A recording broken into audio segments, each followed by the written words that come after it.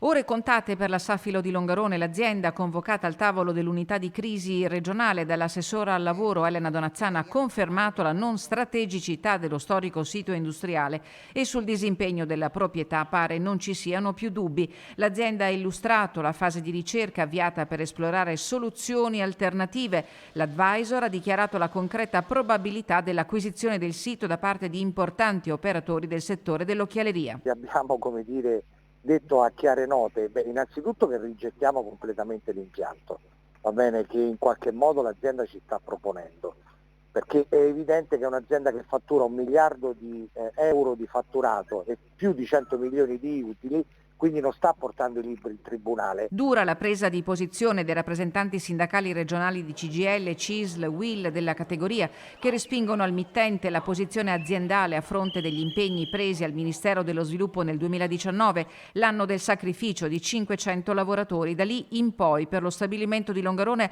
era stato disegnato un futuro di certezze miseramente abbattute da un piano eccentrico, come l'ha definito ieri ai nostri microfoni Maurizio Castro.